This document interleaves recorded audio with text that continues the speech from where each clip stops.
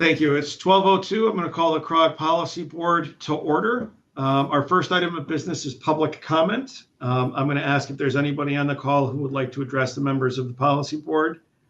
If you would kindly unmute yourself and state your name, your address, and then state your business.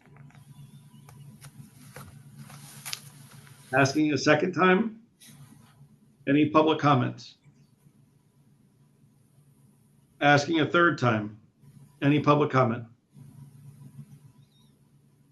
All right. While we're still waiting to get a quorum in place for members of the board, let's move on to our presentation. I'd like to welcome Michael Meglaris, the superintendent of CIFSIC, to give us an overview of where CIFSIC stands and what comes next.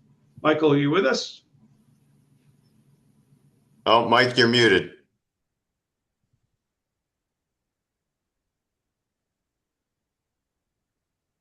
We can't hear you just yet, Mike. You should be able to do that now. I apologize. Good afternoon, sir. How are you? How are you, Jason? It's nice to see you and nice to be here. Are you ready for me to present? Yes, sir. Yes. Good afternoon, everyone. And thank you for the opportunity to bring you all up to date about Connecticut Foundation Solutions Indemnity Company, which we call CFSIC. Mercifully, we use CIFSIC because that's a long name to have to repeat every time. We recently had our 7th anniversary. We opened our doors on January 10, 2019, believe it or not. And we are still going strong. And I want to give you all a report today and then also show you something which will help you understand where we're headed in the future and how we're going to help all of the towns within the CROG family. So let me give you some data, first of all, Mr. Chairman, if I can. Just a roll call of some data that helps all of the CROG family members understand where we are who are affected by the crumbling foundations. And to sort of put it in perspective for you, what I like to say to legislators and to government officials and others is if you get in your car and proceed up 84 and you get off at exit 63 and you go off the exit and go either left or right for about 20 miles, that's the beginning of this crisis. That's what all the data reveals. And if you get back in your car and go up 84 and continue and you get off at 73, which is Union, and you drive 20 miles, that's the end of this crisis. Have we got claimants in Danbury? No. In Norwich? No. In Norwalk? No. In Stamford? 1. Inexplicably 1, but I don't have 50 and I don't have 100. You can get in 84, go to 63 or 73, 20 miles in either direction. And what does that mean? It means we're right in the middle of CROG country when you think about this.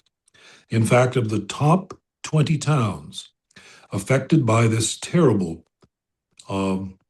crisis, which is affecting so many families, the 18 of those towns, those top 20 towns, are CROG constituents. 89% of our applications come from CROG towns. 91% of the claims we have paid come from CROG towns. So let's talk a little bit about where we are, and let's give you some good data that you can reflect on.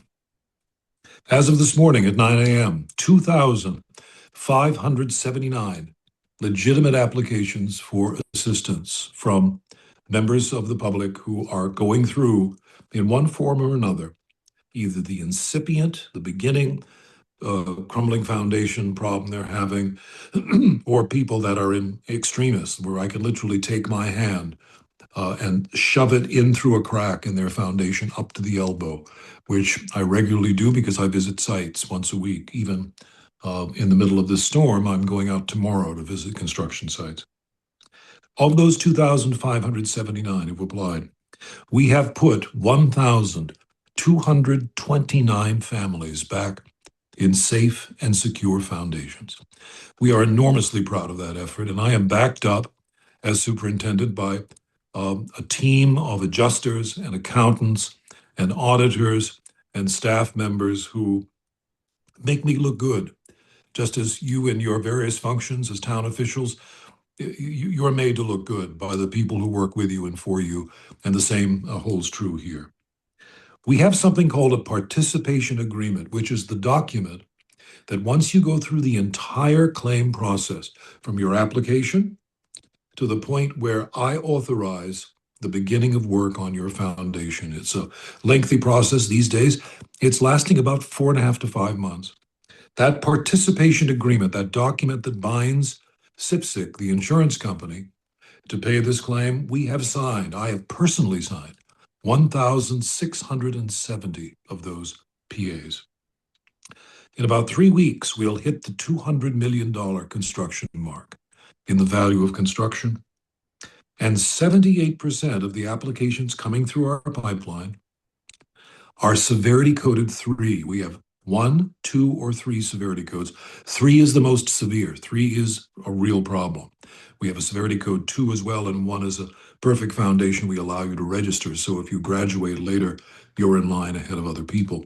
78% of the foundations we're seeing are severity coded 3. They're the worst of the worst. We have 7 terabytes of data. Jason, if you were to give me a zip code today and say, how many claims have we paid? How many applications do we have in that zip code? How many do we expect to get? We have that data. It's the largest repository in the world of crumbling foundations information.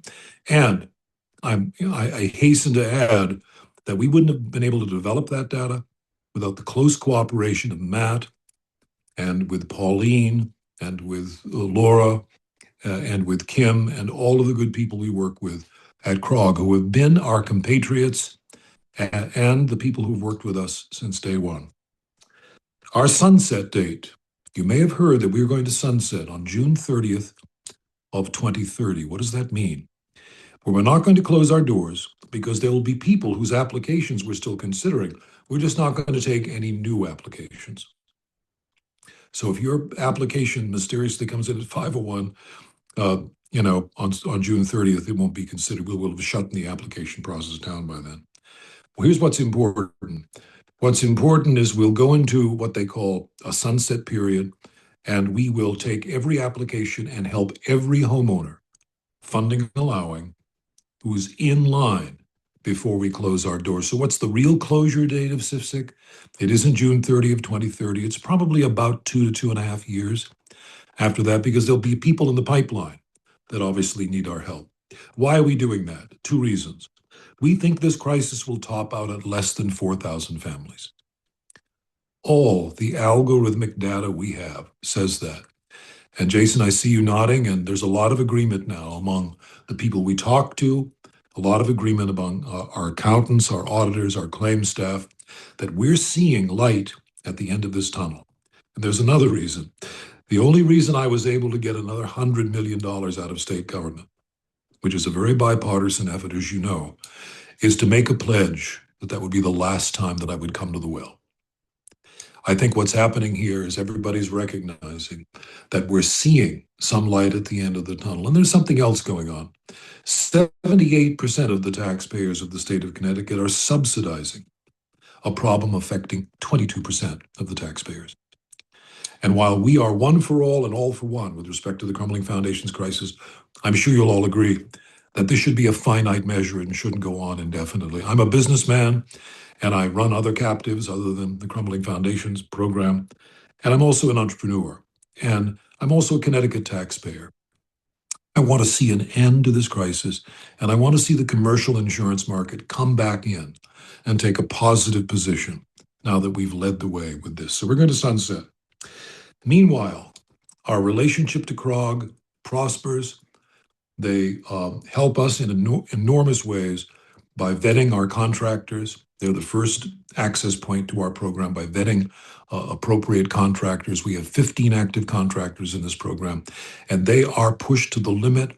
Most contractors are now taking new construction orders through the remediation process in the summer of 27, which is great news for us and great news for the families who are waiting, because every one of those homes that we return, every one of the homes where we return the equity to the homeowners involved, and we make sure those people can sleep at night, that's a home that's been returned to the tax basis of the town in question at its full and appropriate value. So CROG has been instrumental in that. And another kudo, particularly for Pauline, who has led this enormously important effort. Pauline and her team of consultants manage a $2 million fund from HUD. And my deputy superintendent, Terry Templeton, works closely with Pauline and those consultants to help families in need who cannot afford some of the extra expense that sometimes happens that we can't pay for. So CROG is on the forefront of this, instrumental in making it happen. And I hope that report gives you some information about where we are. As my dear friend Jeff Curry, he's a friend to all of us, has said time and time again, he has said this repeatedly and in front of me and Governor Lamont, that this is the most successful state-funded effort he has ever seen in his career. And I can't take a moment's credit for it because we've got such a wonderful staff. And we couldn't do what we do without CROG. So we thank CROG, Matt, Pauline, the entire team. We have something we want to show you, but I want to take a pause, Mr. Chairman, and ask if there are any questions or things that I can answer for folks who may want to learn more about where we are. So I'll take the prerogative and go first and just say that as the chief executive in a municipality that has been affected by these, the work that CIFSIC does is tremendously affected. I've actually had the opportunity to stand underneath a house up on the stilts and watch the pictures still hanging on the wall in the living room while the work is being done to reconstruct the foundation. And then you stood under the house. I did, yeah. It was probably not the greatest idea, but I did. You're a man of deep faith. I then also had the opportunity to watch the house get lowered back down onto the brand new foundation. Yes. It's like it is an engineering marvel that is even possible. It is. We regularly lift condominium platforms with 8 units on them that are 220 feet long all at the same time. So if you want to understand how the Egyptians made the pyramids, you can get a little microcosmic example by watching that happen. I think you're on point. Here's my question, though. You said that CIFSIC was looking to sunset in 2030, with obviously some of the work to be done, for a couple of years afterwards as the pipeline exhausts itself. My understanding of how the pyrite works, though, is that it can present at any time when the right conditions of water inject themselves into the process. So how do we know that by 2030 there aren't going to be new emergences of the crumbling foundations from the decaying pyrite? That's an excellent question. All of the data that we have and that we've been able to analyze and our actuaries have been able to analyze point to the fact that we don't have 35,000 homes, which was the initial estimate, Jason, as you know, Mr. Chairman, 30,000, 20,000, whatever was up on Facebook. That number's fluctuated, but each year that has gone by, all of the algorithmic data that we have that points to exactly where the crisis is, where the end of the modus concrete stream exists, points to 3,700 to a maximum of 4,000. I've got enough cash on hand, plus pledges from state government as a result of this last round of 100 million to fix up to 4,000 homes. Now, it's now 2045. And, you call me from the nursing home that you and I are both in 2045, and you say, McGlaris, they just found another bad foundation in fill in the blank. Is that going to happen? Absolutely. But am I going to get 5,000 to 10,000 homes where that's going to happen? Absolutely not. It's not going to happen. And so I think we're seeing data that points to a very key element in this process, which is state government, bipartisan effort, Senate, House, have been enormously patient with us. I've got a $12 surcharge, which gets me about $11 million a year in cash. And I get it from homeowners who aren't anywhere near the crumbling foundation nexus. Never going to be. And I think we have to, based on the algorithmic data we have, bring this to a conclusion. Are we going to leave some people behind in a decade or 15 years after that? Unfortunately, we will, but we won't leave thousands. We may not even leave hundreds. And I think that's the key. Great response. Thank you very much. For anybody else on the call, any questions for Michael?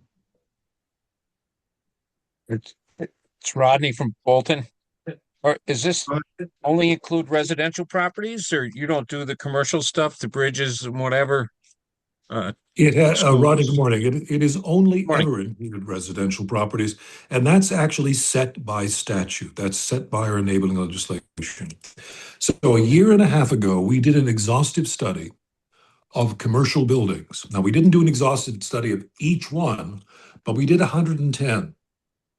CIFSIC funded that effort. Our budget allowed us to do that, and we got a special dispensation from state government because I wanted to make sure that I could put to bed the issue of parasite infection in schools, in libraries, in bridges, exactly what you're referring to. The overwhelming conclusion that we came to is that the problem doesn't exist. And the reason it doesn't exist is because there are tighter and more extensive standards for what gets poured into a commercial pour as opposed to a residential pour. Now, you fixed that in Connecticut by statute because we're testing everything now. And we also have adopted this. So the good news is, with the exception of a couple of buildings in downtown Stafford Springs that were poured with concrete, we know the derivation of that aggregate relative to those two pours. You don't have a commercial problem that is a parasite-related problem, commercial building Very problem. good. Okay? You're doing a great job. Keep it up. Thank you, sir. Hey, Mike, this Other is questions? Matt. I wanted to jump in if I could. I'm sorry, Mr. Chairman. Go ahead. All yours. We do have a question from the council chair in South Windsor, Mr. Zimmerman. How do we get the data for our town? So, Mike, I assume we could follow up with that in terms of number of claims, et cetera. You tell us what you need from South Windsor. You have it within 5 or 6 hours. Excellent. So we'll do Everything you that. need. We'll do that. And I do think, in the interest of time, Mike, we should bring up your proposed website. Yes. And we're looking for a little bit of initial feedback here, folks. Those communities in particular that are impacted here. One of the things we want to do is make sure, and this is a joint effort by CROG and CIFSIC, and the very good news, Mr. Chairman, is it won't cost the towns a penny. We're going to fund this effort jointly through CIFSIC's resources and CROG's resources for the benefit of all the towns. What you see in front of you is the very historic town hall, where I spent many hours talking to our chairman, Steve Werbner, who was the exec there, as many of you know, for a long time and still remains our chairman. We are going to establish a town-by-town page in the top 20 towns as a start. And it's a page that will, if you give us permission, will show up as a link on your town website so that you can direct people to a tailored town URL hosted by CIFSIC, as you can see our logos on the top, that when you click it, if I could ask Pauline, I think who's helping us, to scroll down, you can see the crumbling foundations crisis has affected many families in Tolland. Obviously, that'll be South Windsor. Obviously, that'll be Ellington. That'll be the tailored for you. Getting help and understanding the crisis and getting the help you need is only a few steps away. To our left is a 7.5-minute video that is a day in the life of the lift of one of our homes. It's actually one of my claimants right there. That drone shot that you see, I was on that property the day that drone shot was taken by our videographer, and it is a soup to nuts way to understand what happens to your home, where you go for assistance, etc. And if you scroll down, you'll see, just if you could scroll down, yes, if you own a home in Tolland or South Windsor or Vernon, obviously this will be completed, built in 83 or later, or about to buy one, you should know the facts. You can go to our website with that link. And of course, we have extensive information to help homeowners there. You can apply for assistance. That link takes you directly to our application. You can view more than 50 frequently asked questions about us. You can see the Capital Region Council of Governments webpage, which is extensive on this crisis. And of course, if you have a need for gap funding, the first step is to understand that gap funding process. If you need to get in touch with CIFSIC, scroll down if you would please, Pauline. You can see on the left, email. You can call my office directly. Anybody who calls my office can speak directly to me at any time on any subject. You can speak directly to my claims adjustment staff, email, and of course, phone number to the right. And you can contact our colleagues at CROG at the number below. So go back up to the top of the page.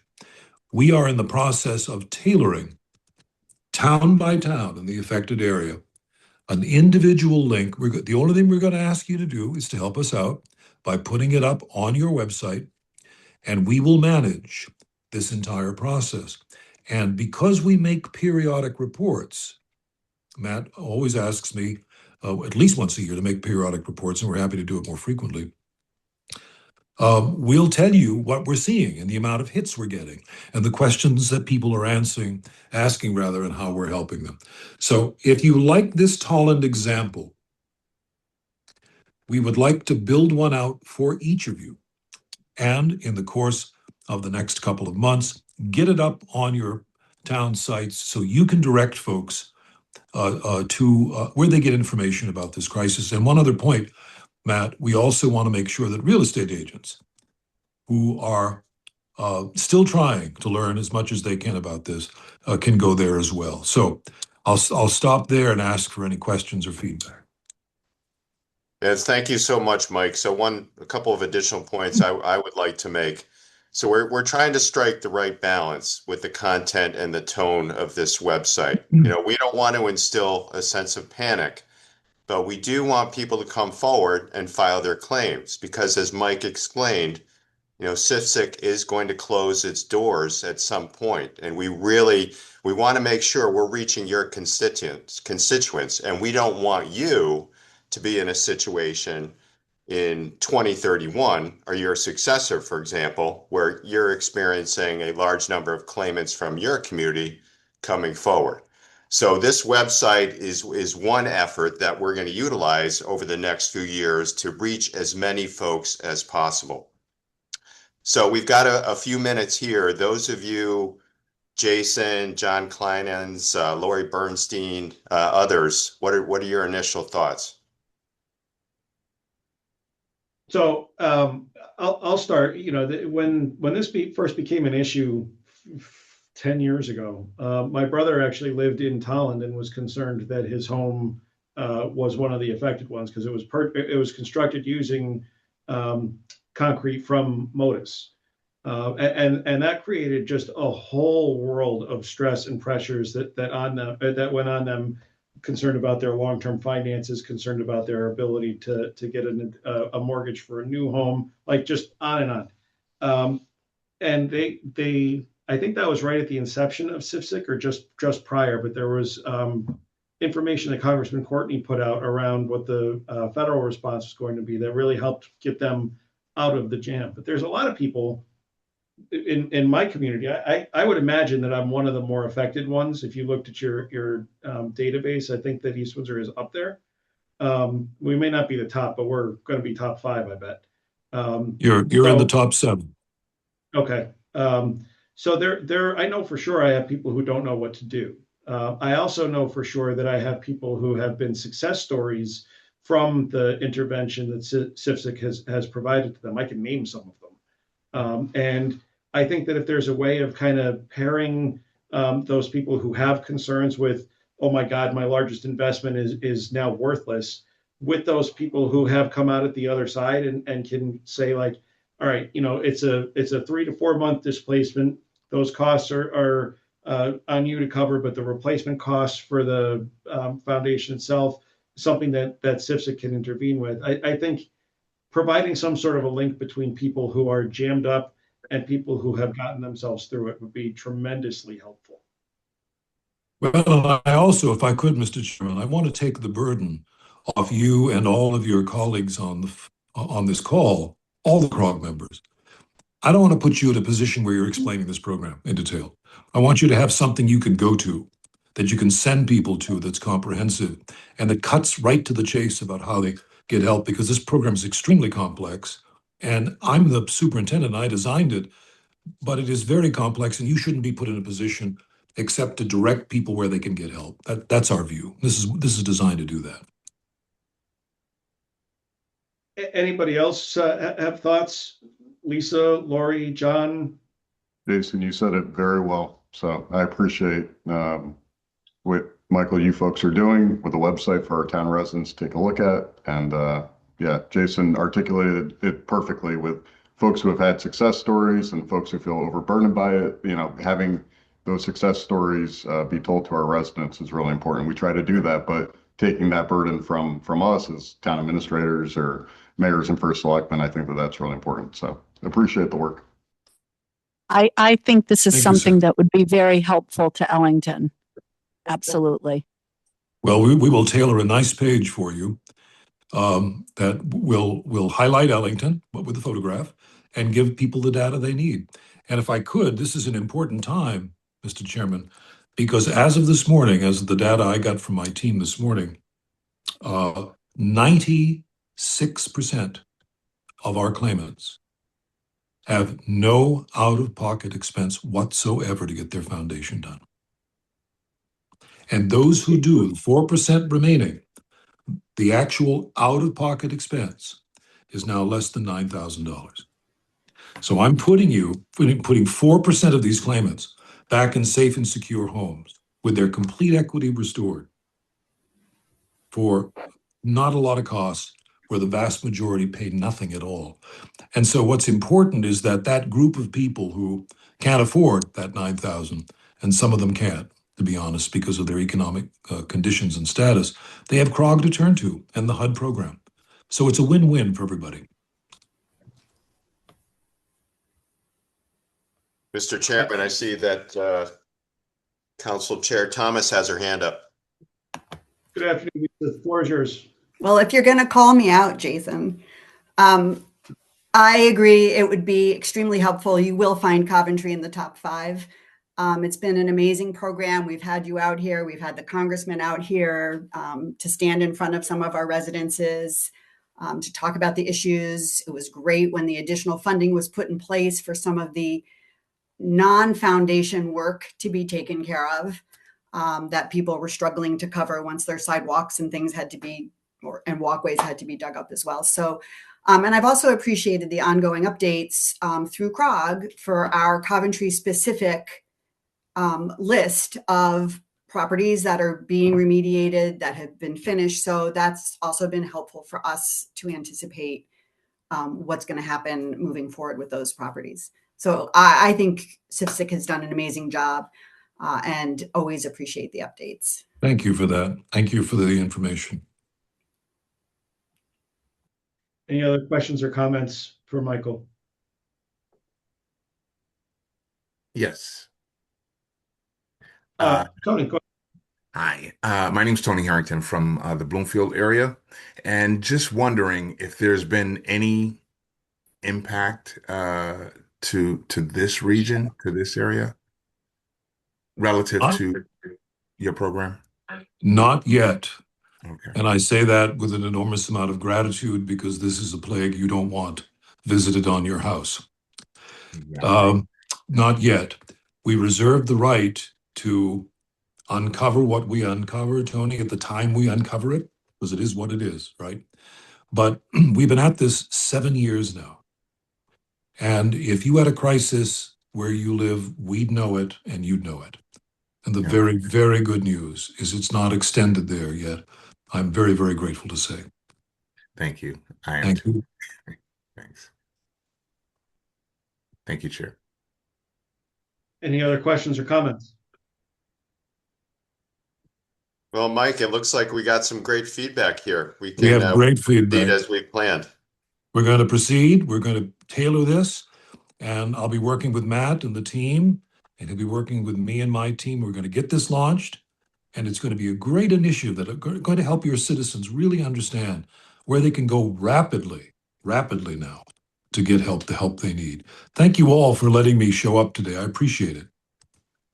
Thank you so much for joining us, truly.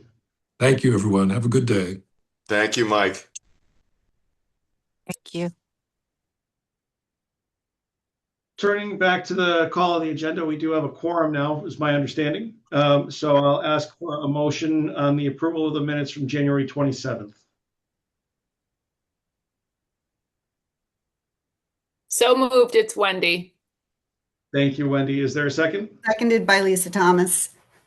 Thank you, Lisa. Any corrections on the minutes as presented? Any corrections? Hearing none, all in favor of the minutes as presented, please say aye. Aye. Aye. Aye. Any opposed? All right, thank you very much. Next up, we'll turn to our action items, and I'll recognize Kyle Shield. Thanks, Jason. Hello, everyone. This endorsement resolution is for the Comprehensive Climate Action Plan through our EPA program. And Jason, if you don't mind, I can take maybe 5 minutes or so just to kind of give a summary of the CCAP for the folks that were newly elected since November, if that's okay with you. Go right ahead. Very good. All right, I will share my screen here. And I will, Doreen or Pauline, can you allow me to share, please? I just did, Kyle. You're all set. Okay, here we go. Can you folks see that? Yep. All right. We can. So what you folks are being asked to endorse today is the Regional Comprehensive Climate Action Plan. This is a program administered by the EPA, and the essential intent is to help governments at all levels reduce their pollution, reduce emissions. And within the planning phase, there are 3 deliverables. The first one was the Priority Climate Action Plan, the PCAP, that was endorsed by Policy Board back in February of 24. So we are now on the phase 2, which is the Comprehensive Climate Action Plan right now. And then next year, we'll be starting work on the status reporting phase. And incidentally, there was an implementation phase earlier, and Connecticut was a recipient of a considerable amount of funds, mostly focused on heat pump deployment. So this plan covers the CROG region and the CRCOG region as well, so about a total of roughly 60 communities. And so our partner has been CRCOG on this effort. So what is the CCAP? How's it different from the PCAP? So like the PCAP, it's similar in that it's non-binding. None of this is mandatory for your municipality. It's just an aspirational document. It's sort of a roadmap to help municipalities lower their emissions. Where it differs from the PCAP is there's a higher level of detail for each task, and they're quantifying some of the emission projections within the plan. So when we're selecting and refining the measures that go into the CCAP, one is obviously, does it reduce emissions? That's the entire point of the program. Can a municipality do it? Is it within their purview, or can a COG do it, or some third-party partnership? Can you achieve that measure? Is it supported by municipal staff and municipal leadership? Is it something they want to do? And is implementation ready? Is it technology kind of mature enough to actually do some of these projects? So if it hit all 4 of these metrics, that's kind of what led us to include it in the plan. So it's intended to be flexible and dependent on your context, whether you pursue or not pursue a particular measure in this plan. And then one thing I would just highlight is we also want to include a benefits analysis. So when you're going to your town council or your elected body and you want to pitch a project, can you say some other benefit besides emission reductions? Can you cite lower utility costs, lower life cycle maintenance costs for equipment, enhanced road safety, reduce waste management costs, et cetera? Is there another benefit besides emissions that you can pitch to your council when you're pitching some of these projects? And we did various amounts of engagement throughout this project, talking to experts, talking to municipalities for their thoughts and feedback on some of these measures. So the measures themselves within the CCAP, they cover 5 emission sectors: agriculture, natural working lands, electricity generation, commercial residential buildings, transportation, and waste material management. And I'll just cover them very quickly. For transportation, this is sort of stuff that CROG does through its transportation functions, but working on converting light-duty municipal fleets to EVs and hybrids, installing public EVs charging stations in locations where they make sense, pursuing a mode shift away from single occupancy vehicles to include or to encourage walking, public transportation, biking, that sort of thing.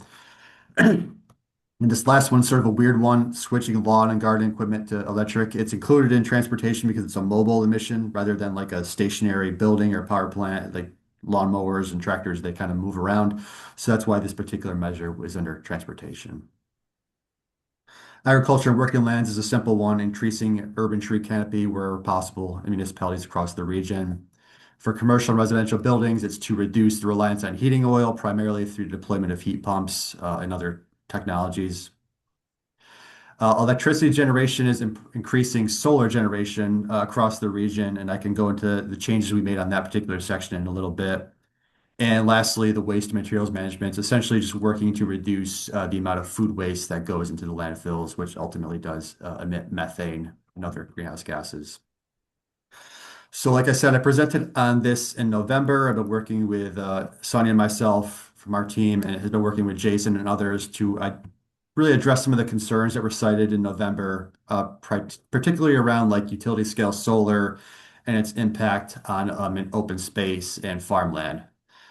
So to do that, we made a few revisions in the plan. We clarified that when it comes to municipalities, they want to prioritize certain types of solar. So prioritizing rooftops and parking lot canopies, maybe smaller scale utility or smaller scale community scale solar.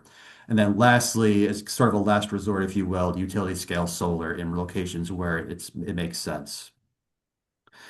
And we also incorporated CROG's legislative agenda proposal, namely to establish some sort of a fair share threshold megawatt capacity cap for municipalities that have already gotten a lot of projects, and maybe they've done their fair share. And it's time to kind of equitably spread the siting of renewable energy projects throughout the region. And also, once you achieve that so-called cap, the siting review would remain with the municipalities. It would go from the siting council to the municipalities, so they would have some control over the siting of these projects. And then lastly, we included new clauses in the resolution. This first one essentially says each municipality has ultimate discretion over whether they pursue any of these measures in the CCAP.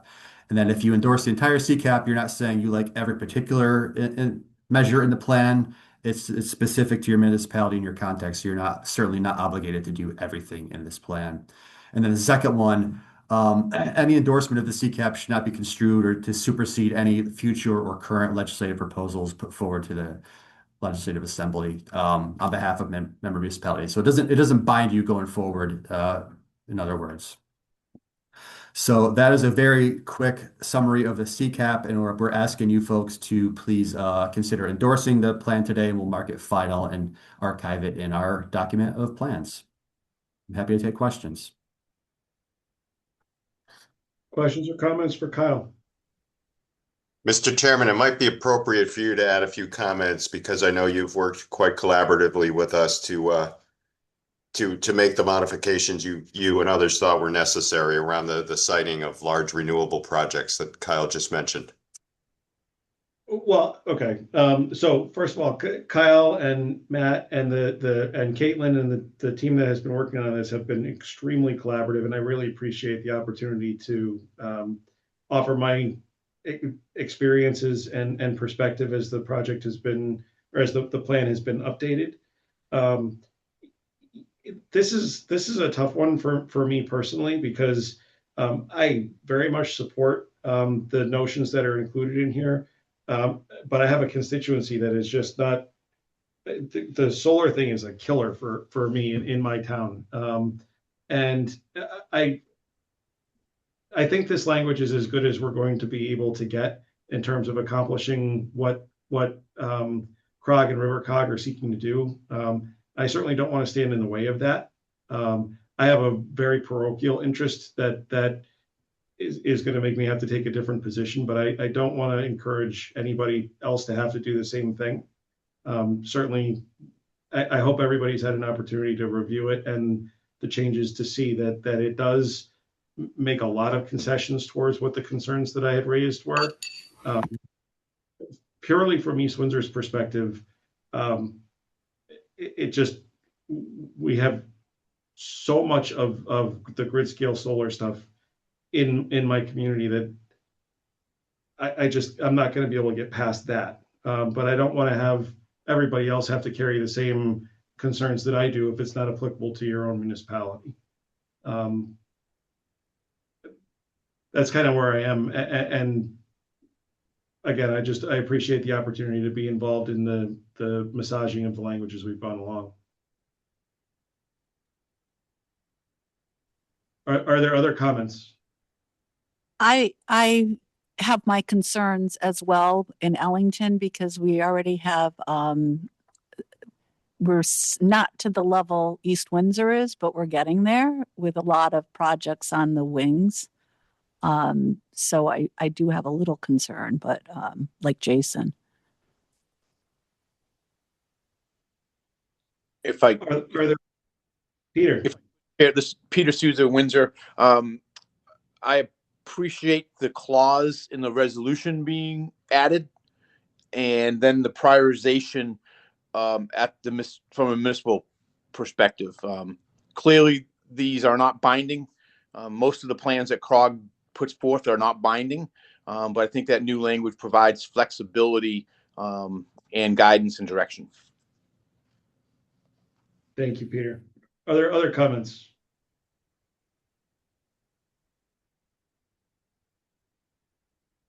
Are there other comments?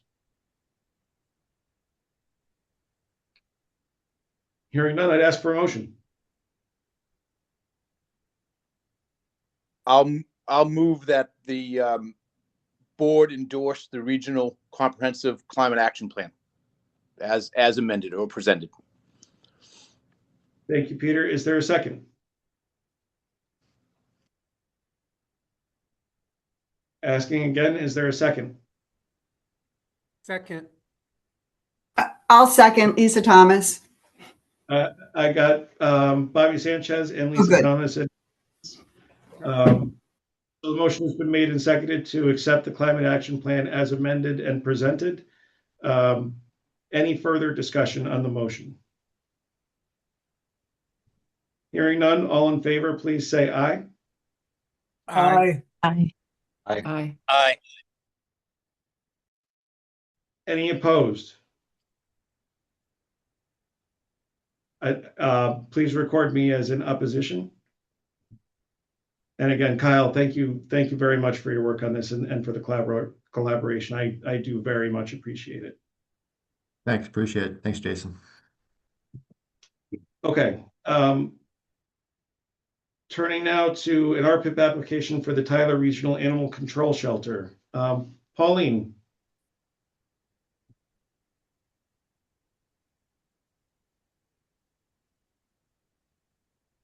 Is Pauline still with us? Pauline, you may be muted. Sorry. After 6 years, you think I would do better about that. So East Hartford, as I was saying to myself, East Hartford, Manchester, and South Windsor share an animal shelter facility, and they have a need. The management of that shelter is distributed across those 3 towns, and is gotten cumbersome with regards to just coordinating the kennel feeding and things like that. And so they are requesting an RPIP grant for a part-time manager for the animal care shelter. And the shared operations would be contributing to 100% contributing to the match that's required, the 3 towns. Okay. Questions or comments on the RPIP grant? May I have a motion, please? So moved, Lisa Thomas. Thank you, Lisa. Is there a second? Second, Nishat Blackburk. Thank you, Nishat. Any question or any further discussion? Hearing none, all in favor, please say aye. Aye. Opposed? Aye. Motion carries. I'm going to recognize Rob Eloise to go over our tip amendments today. Rob? Thank you. We have 6 tip amendments today in front of you.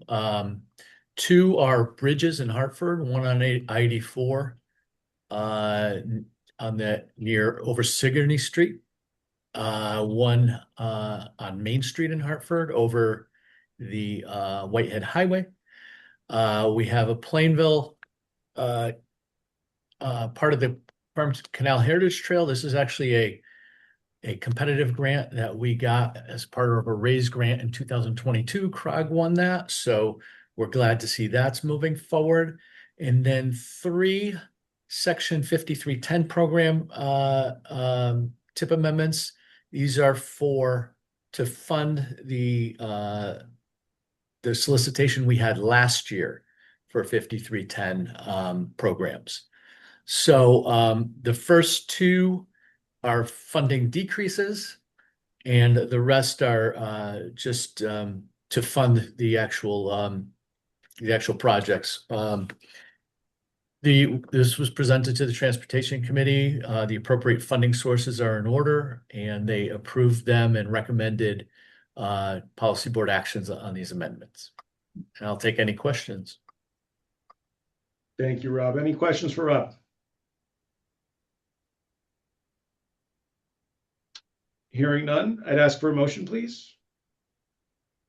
So moved. Brian Connolly from Farmington. Thank you, Brian. Is there a second? I'll second it, Wendy from Simsbury. Thank you, Wendy. Any discussion on the motion? All in favor, please say aye.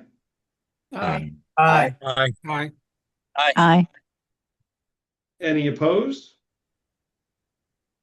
So carried. Rob, I think this is you again. Informational item on the TMA? Yeah, every 4 years, CROG gets reviewed by the FHWA and FTA, the feds, to make sure we are following all the rules and procedures we need to as a metropolitan planning organization. So they did a desktop review as usual of all our planning documents, and then they come in for a full day of interviews with us, and then they produce this report, and the report should be in your handouts. I'll just give you the 10-second version of what's in the report. They separate their comments into commendations, the really good that they think you're doing, corrective actions, things that you need to improve on, and just recommendations, which are sort of things that those are kind of, maybe you should look into this or look into that. So we ended up with 3 commendations, one for our work in traffic incident management, one for our presenting an alignment of our actions and explanations of the Greater Hartford Mobility Study and alignment with our Metropolitan Transportation Plan goals, and then a third for our safety planning. We got 2 corrective actions, one for, and this was a corrective action that all the MPOs got. We have to work closer with CONDOT on fiscally constraining our TIP and our Metropolitan Transportation Plan, and that has to be a coordinated effort as the books are kept on many of the programs at CONDOT. So needs to be a lot of coordination moving forward. We have to address that with some sort of documentation by September 1st. And then we have another corrective action for performance measures and better and more comprehensively showing our performance measures in one spot, in one report, and that's due by also in September of this year. And then we have a number of recommendations, 24, which is on par with what they usually provide every CERT review. So that's just a quick overview, and there's lots of details in the planning certification report. the big plus is we are certified to move on. It is contingent on us addressing those corrective actions by September. Thank you. And the report is linked to in the agenda. Any questions or comments for Rob? All right, thank you, sir. Thank you. Let's turn to staff reports. Matt, I'm going to turn it over to you, and then we'll give Peter Souza some time at the end of your presentation. Very good. Thank you so much, Mr. Chairman. And I also want to acknowledge Rob, Eloise, and our transportation planning team for the excellent job they did throughout the certification review process. A lot of work, and I was very, very, very proud of the report that we received and those commendations. But let me jump in here and note of congratulations to Laura Frankowski and her family. Laura is our executive assistant, as you know. She's on maternity leave and welcomed baby Shyla at the end of January. So Shyla and Laura and the family, they're all doing wonderfully, and we'll expect to see Laura return from her maternity leave in the late April, early May timeframe. So big note of congratulations to them. And Doreen Hemme, you've been getting lots of emails from Doreen. I'm sure Doreen's doing an excellent job filling in as our interim executive assistant. I also want to thank a couple members of our public safety team, Bill Perkins and Glenn Buonanducci, for representing the Capital Region at the state's EOC during the recent winter storm, Hernando. You may not have known that we're represented at the EOC as well every time the state opens it, and we work very, very closely with DEMIS Region 3 and all of our members to help respond to these events. So really appreciate their time and efforts there. Next, you may recall we had planned a little retreat, an informal board retreat this morning where we could talk about our strategic priorities and a larger vision for our region. We did decide to reschedule that based on the storm. So expect to get a doodle poll from Doreen maybe later on this week. We'll look to reschedule this later on in the spring, probably in the April timeframe, but really looking forward to that session. I also want to draw a few documents to your attention that you can find on our website, also through the links we've included here. And Doreen will send out this PowerPoint following today's meeting.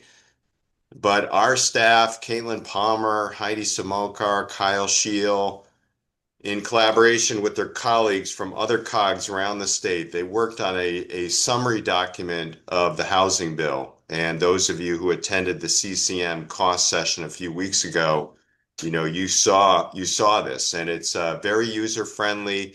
It really focuses on those provisions of the law that relate to municipalities and COGs in particular.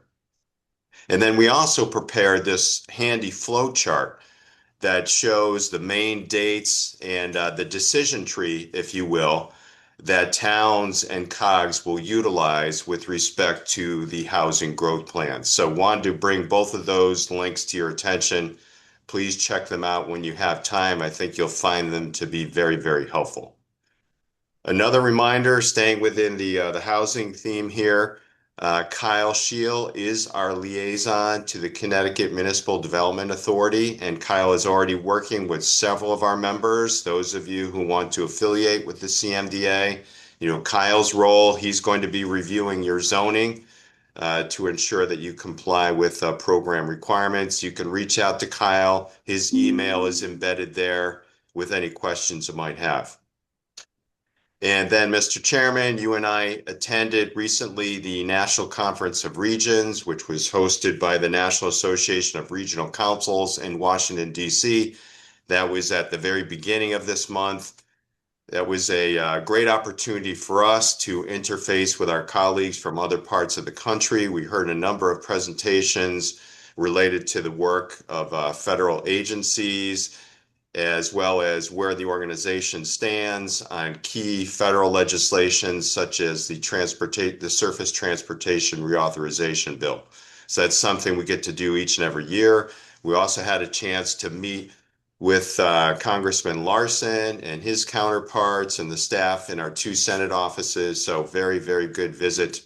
And again, really appreciate your participation and your leadership on the NARC board. Next slide, please. Funding opportunities, couple things in the areas of brownfields wanted to draw your attention to. So CROG, we have approximately $500,000 available for the revolving loan fund program. We are accepting applications for this on a rolling basis. Here's a link where you can learn more information about that program. And then the DECD as well has $25 million available to fund assessment planning and remediation activities. Those applications are due March 25th, and there's a link where you can learn more about that program. And if you have questions, hey, how does the state program differ from the revolving loan fund? Please don't hesitate to reach out to us, Elizabeth Sanderson from our team. Her contact information is included there. We can walk you through it. Next slide, please. Our very, very popular local transportation capital improvement program that we coordinate in collaboration with the state DOT. Our RFP did recently close on February 18th. We had $45 million available for this round. I would note that the applications we received very robust response. They do exceed the amount we do have available. We will be working with our transportation and others to identify which projects we think should move forward in the coming months, and want to thank all of you and the members of your team who put together a quality application. And then lastly, under this category, the US DOT is accepting applications for the BUILD program, formerly known as RAISE. This you can utilize for larger pieces of infrastructure. I think the minimum grant from an urbanized community is $5 million, $1 million for a rural community. You can use this for larger road and bridge projects, can be used for multi-use trails, a whole variety of things. So we've got a link with more information here. Those applications are due on February 24th. If you have any questions, please do not hesitate to reach out to Elizabeth Sanderson. Next slide, please. And then also in the area of funding opportunities, this is a newer program that the state has created, and we want to thank and acknowledge the state DOT for this. This is really focused on our more rural communities. This is the Rural Improvement Program, or TRIP. It can be used for road projects for rural areas, including sidewalks and multi-use trails. So our towns of Andover, East Granby, Summers, Stafford, Tolland, and Willington are eligible this round. We've got a link where you can find more information.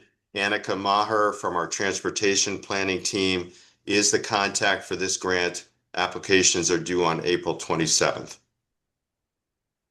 Some project updates. We continue to meet to talk about whether or not it will make sense to establish a regional fair rent commission that our towns can join. Elizabeth Sanderson is also taking the lead on this initiative.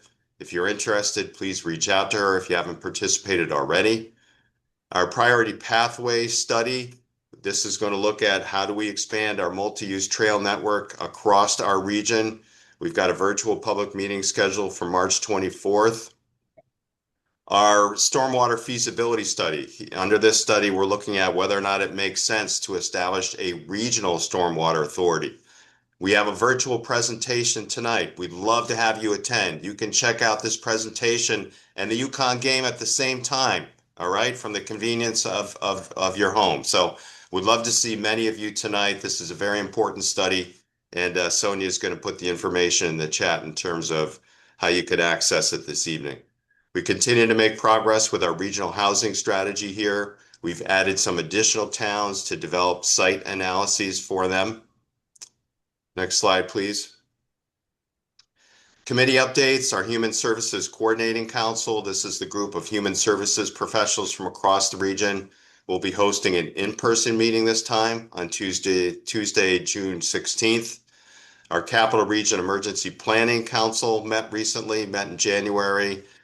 We did purchase 3 regional UTVs and assign them to Bristol, Summers, and Windsor. We're going to be holding a UTV safety class in May, I believe. Next slide, please. And I'll turn the floor over to Peter Souza in a moment. If you could proceed, Kim or Pauline, thank you. I'll wrap up with meetings and events here, Mr. Chairman, then turn things over to Peter Souza. Our legislative committee, we're in full swing here. We've got a meeting tomorrow at noon. Want to highlight our March 5th legislative breakfast at the LOB at 9 a.m. Really would love to see all of you. Encourage your state reps and your state senators to come out as well. Our executive committee will meet at noon on the 11th. That'll be a virtual meeting. And our policy board, we will hold our next meeting a month from today. We're going to have two guests, our state DOT commissioner, Euclidito, as well as Superintendent Jordan Grossman from Canton, who is the chair of our school safety committee. So now, Mr. Chairman, I turn the floor over to Peter Souza, the chair of our municipal services committee. Peter, the floor is yours. Thank you very much. I was gonna say Madam Chair, but I guess that's I think I'm on a Monday night, not here on a Wednesday afternoon. So Municipal Services Committee, we meet every month, and in January we received a report from the state GIS office, and there are many initiatives that they're working on.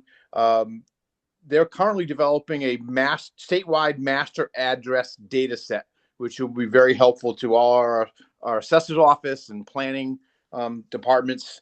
They also are going to be coming up with a updated aerial imagery release later on in this year. So we will be looking forward to that. Also, Caitlin Palmer prepared a overview of the PA 25-1, which is the housing legislation. And I also want to highlight what Matt highlighted was that there's new resources that have been sent out via CCM recently. Hopefully you've all seen that. That was an effort that CROG was very much involved in with the other COGs. And so that provided additional resources in interpretation of the legislation that was adopted in the special session. Our next meeting is going to be on March 10th. I think we have February 10th there. It's March 10th at the CROG office. This is going to be an in-person meeting, and we encourage everyone to have a representative attend. If you need to double check to see who your representative is, or if you need to appoint a new representative, please contact Kim Bona, and she can help you out with that. Our topic for the March 10th meeting, tentatively at this point, is a more in-depth review of the Stormwater Authority study that Matt mentioned about the virtual meeting this evening. So with that, that's what's happening at Municipal Services at this time, and I can take any questions that the group may have. Thank you so much, Peter, and I apologize for the typo there. Yes, next meeting, March 10th. So, Mr. Chairman, Peter and I are available for any questions you may have on the reports. Thank you, gentlemen. Any questions for Matt and Peter? So I do have one just kind of generally for the group, but any CROG member is allowed or invited to participate in the Municipal Services Committee? Go ahead, Mr. Chairman. Yes, we do. We'd like to have at least one designated representative, but we do invite, especially on the different topics, we love to have folks join us on, especially on topical items. Have your staff members or yourself can join in, but we would like to have at least one representative, designated representative. Thank you. Other questions or comments for Matt or Peter? All right, thanks, fellas. Misplaced my agenda. Here we go. All right, let's turn to the legislative update. Matt, you want to start with the federal and come to the state, or start with the state and go federal? Let's do federal and then state. And I understand we're a little past the 1 hour mark here, but we've got some important information to review, and hopefully folks can hang in there a little bit longer. Very pleased to welcome Chris Giglio from the firm of Capital Edge, excuse me. Chris represents us in DC.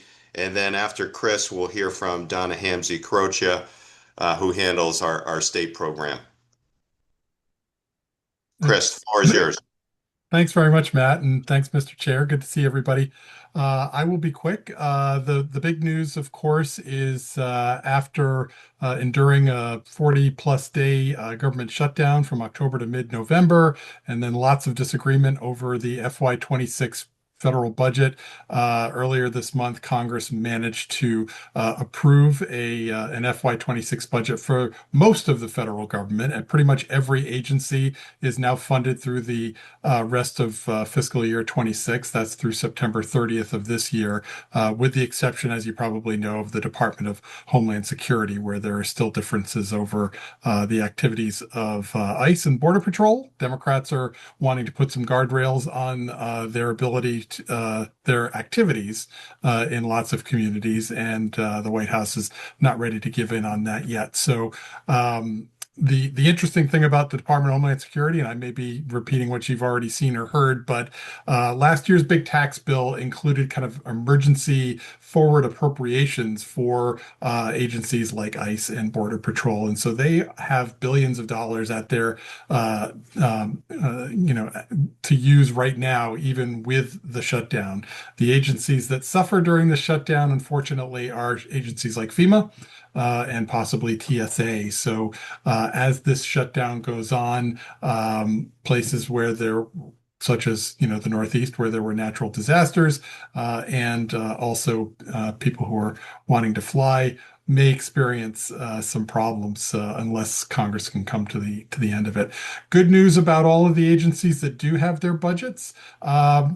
They're funded at or around their FY25 levels, which is probably a victory for a lot of these agencies. You might recall last year the president had a recommended budget for FY26 that had a lot of deep cuts and eliminations to programs that local governments care about, such as the entire Economic Development Administration. The Commerce Department was scheduled for elimination. Programs at HUD like the CDBG program and the Home program, workforce development programs at the Department of Labor, the Low Income Home Energy Assistance Program, LIHEAP, all slated for elimination by the president last spring. Congress sort of thoroughly rejected those proposals and essentially funded them at their current level. So not a lot of growth, but saved from some pretty deep cuts. Very quickly, Congress will flip over to the FY27 budget process, and the President's State of the Union is usually sort of the first go around on that, and we didn't get a lot of detail last night from the president about what his budget would look like. But sometime in the next month and a half, he will propose a budget that's probably going to look a lot like the budget he proposed last year, so it might look kind of scary for the programs that we care about. Congress, again, has a say in that, and so they will spend the spring and the summer sort of looking at that. I'd also mention for you folks who have relationships with your congressional delegations, it looks like the House and the Senate appropriations committees are once again going to accept community project funding, congressionally directed spending. I call them earmarks because I'm old. But those are looking like those are going to happen again. And as a matter of fact, you probably from the House delegation will have some pretty quick turnarounds on getting requests in on that, since the House Appropriations Committee has some deadlines for members to make those requests in mid-March or so. So that's going to be really tight. So getting in touch with the delegation about those things right now would be important. One thing that I was going to mention is that the president did mention last night and could have some impacts on you folks, was talking about how he was going to appoint the vice president as sort of leading this kind of look into fraud, waste, and abuse in federal programs. And we don't know what shape this is going to take, but it sort of builds on an executive order that the president did earlier this year, which builds on an order that he gave to the White House Office of Management and Budget to look into waste, fraud, and abuse in a series of states, Connecticut included, happen to be all democratically led states. So we don't know, again, we don't know what shape this is going to take, but it's something that we're watching. I think that particularly this White House Budget Office is eager to sort of cancel and freeze and punish folks that they consider to be quote unquote sanctuary states or sanctuary cities. And so that's something, again, we're all looking out for. The rest of the year, Matt earlier mentioned the surface transportation reauthorization. We know that Congress has to try to do something before September 30th on that. We don't think that they'll come up with a long-term solution by then. I think that this being an election year, legislating is probably going to kind of come to a halt sometime in June or July when members are saying, get me out of Washington, get me home so I can campaign. So we think we'll see some sort of extension on the surface transportation reauthorization bill. That doesn't mean that the committees of jurisdiction aren't working on that right now, and they are. The other thing that we may see between now and an August recess is an attempt to pass some legislation in the House that would impose some pretty significant preemptions on local ability to govern telecommunications, siting, equipment, digging, permitting, all of that stuff. I don't know exactly, and probably Donna has a better idea of what's happening on the state level with regard to that. There are a lot of states that are experiencing, these preemption bills. The federal government is looking at that as well. And so I know the local government organizations here in DC are looking to kind of prevent that from coming to the House floor. So that's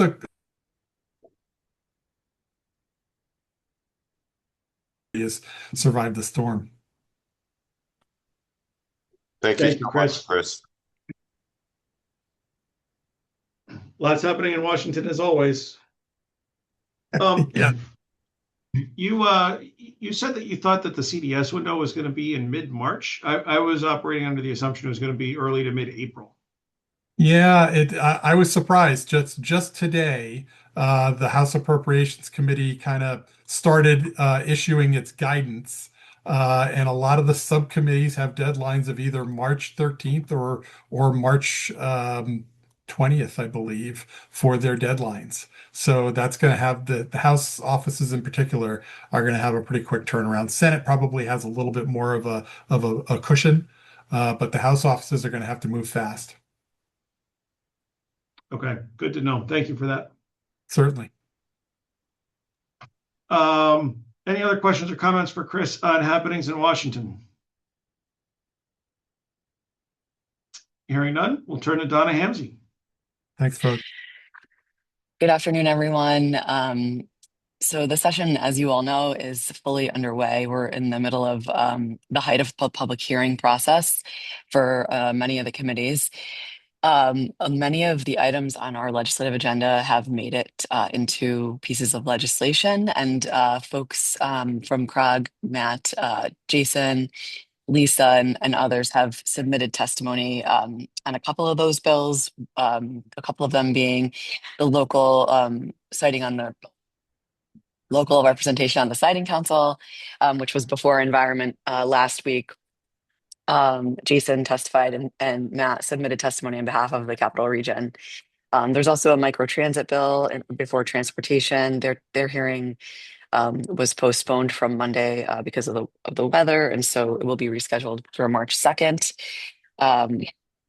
There's also the governor's education bill, which Lisa submitted some great testimony on, encouraging more robust funding for ECS and just encouraging the governor to get on board with that. And then, just more relevant to today, there are other bills that we've submitted testimony on, I should say, and other bills that have come out that are related to our agenda, and certainly happy to share the list of those bills that have been collecting on behalf of the Capital Region. But more relevant to today's news, as you all may have heard, the legislature is in session. The Senate in particular is meeting today. There was an omnibus bill that was dropped yesterday, Senate Bill 298, which the Senate is taking up today, that has a number of problematic pieces within it related to municipalities. This, of course, is bypassing any of the public hearing process this year. And some of the provisions I'm just going to highlight for you so that you have some information on what they're currently debating. In section 48 of the bill, there's provisions around pension offsets and workers' compensation changes. Particularly, section 48 would prohibit the pension offsets regarding permanent partial disability benefits and require municipalities to count an employee's temporary total disability and temporary partial disability benefits as wages when calculating a pension benefit.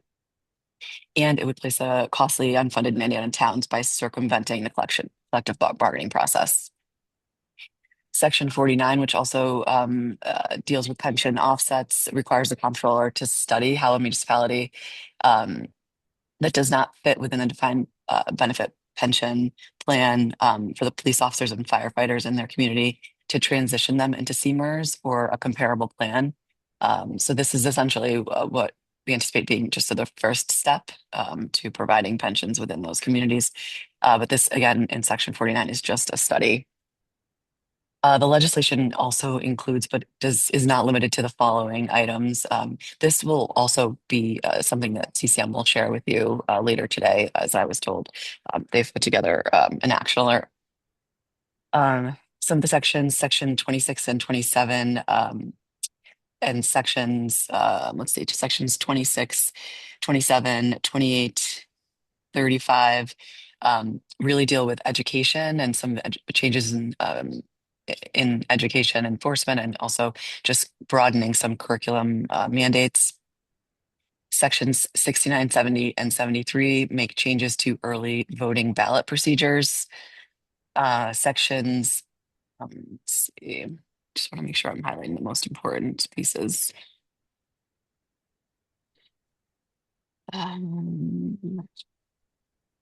Yeah, I mean, those are, it's just generally speaking, there's some election balloting reform that's being proposed in this bill. Of course, many of these things do provide or do create or are costly for towns, so without really any opportunity to provide input. So I guess the real message here is while this is happening right now, any communication with your Senate delegation members is encouraged, just to let them know that you are aware and that you are concerned.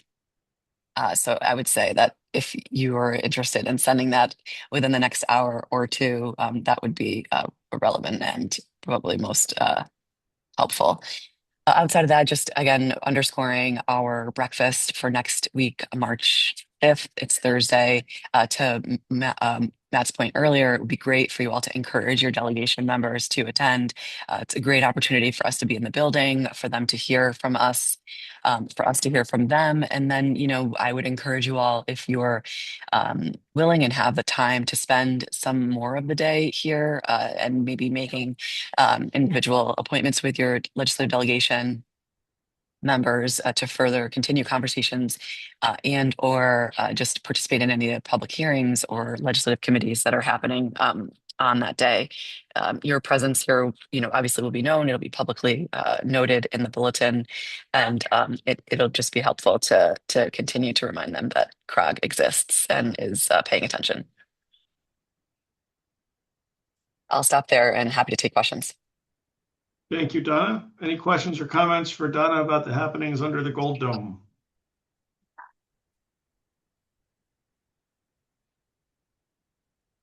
All right.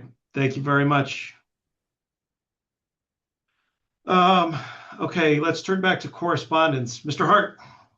Yeah, thank you very much, Mr. Chairman. Just quickly, we've got various letters of support that we've issued over the past month. The conflict of interest form, we do need all board members to complete this, so if you haven't, please do so. It's something we need to do every couple of years.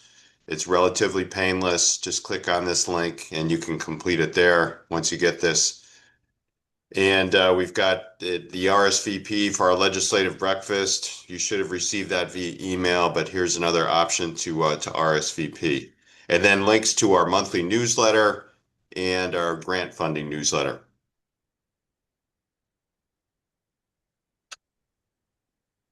All right.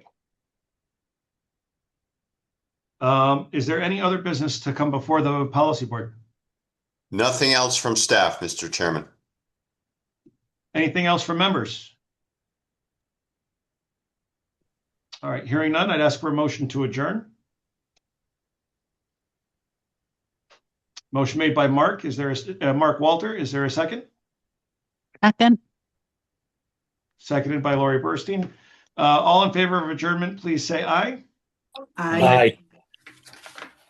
Any opposed? We're adjourned at 1:22. Thank you all very much for hanging in there. I thought there was a lot of good stuff covered in this, especially the civics stuff. We'll talk to you all soon. Hopefully we'll see you next Thursday at the LOB. Thank you all so much. Bye all. Take care. Happy Have a good day.